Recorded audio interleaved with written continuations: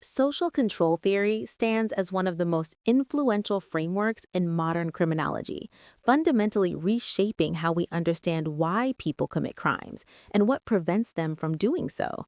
And in this comprehensive exploration, we're going to dive deep into the mechanisms that bind us to society and examine what happens when those bonds weaken or break entirely, examining the pioneering work of Travis Hershey and other theorists who revolutionized our understanding of criminal behavior by asking not why do people commit crimes, but rather what stops them from committing crimes, which represents a crucial paradigm shift in criminological thinking because it moves away from the assumption that criminals are inherently different or morally deficient and instead acknowledges that we all have the capacity for deviance and criminality, but most of us are prevented from acting on these impulses through invisible but powerful social bonds that tie us to our families, schools, peer groups, and communities.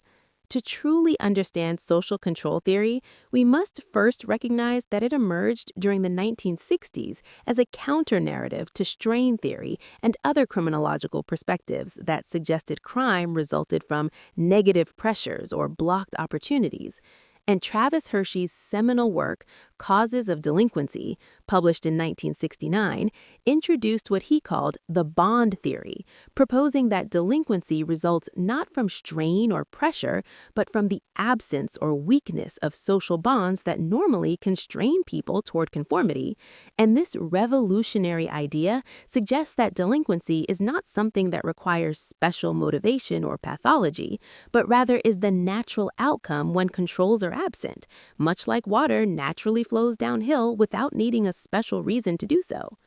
Hershey identified four critical components that constitute these social bonds: attachment, commitment, involvement, and belief. And understanding each of these elements is essential to grasping how society maintains social order and what happens when individuals lack these bonds.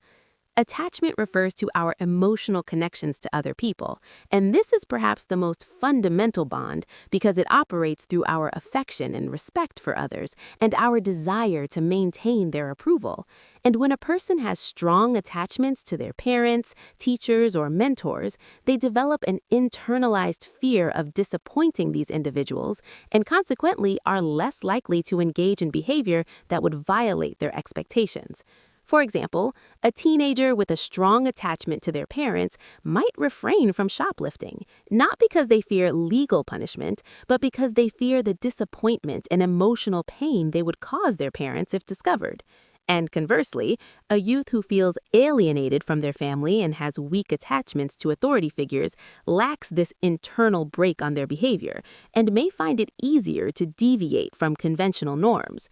Commitment represents the investment we make in conventional goals and the pursuit of legitimate opportunities, and this bond is built on the recognition that our future prospects depend on maintaining a law-abiding lifestyle. And when a person is committed to obtaining an education, building a career, or achieving socially valued goals, they have what Hershey termed a stake in conformity, because they understand that engaging in criminal activity could jeopardize years of investment and sacrifice. For instance, a high school student who is deeply committed to attending an elite university and pursuing medicine understands that a criminal record or serious behavior problem could eliminate this possibility, and therefore they are motivated by self-interest to conform, while a student who has given up on educational aspirations and sees no future for themselves through conventional means lacks this protective investment and is therefore at greater risk for delinquency.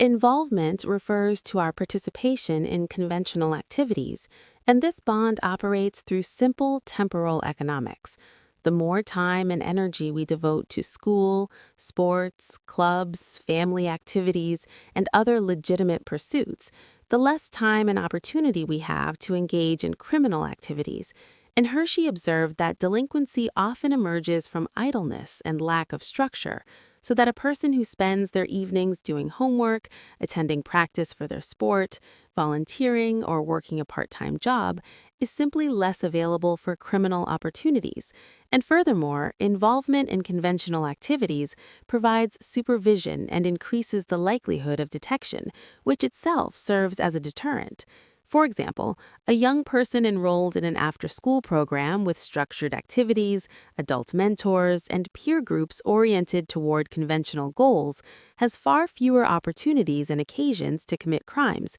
compared to another youth with nothing to do and no place to be.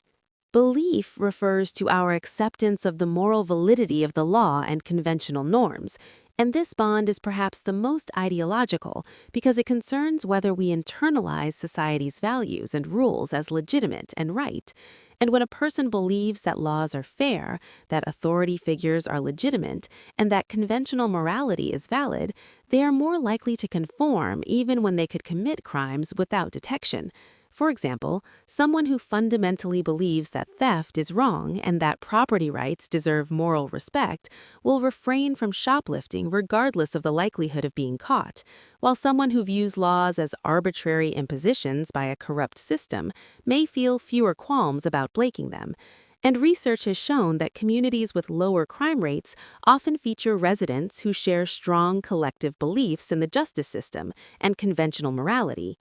The beauty of Hershey's social control theory lies in its explanatory power across different populations and situations, and it helps us understand why some individuals in crimogenic environments remain law-abiding, while others become deeply involved in crime. For instance, two teenagers raised in the same impoverished neighborhood, facing similar strain and blocked opportunities, might follow entirely different paths. One might have maintained strong attachments to a devoted grandmother, committed themselves to education, stayed involved in youth programs, and retained belief in the system, and therefore remains law-abiding, while the other lacked these bonds and fell into delinquency and crime. And the theory suggests that the difference lies not in the individual's basic nature, but in the strength and quality of their social bonds.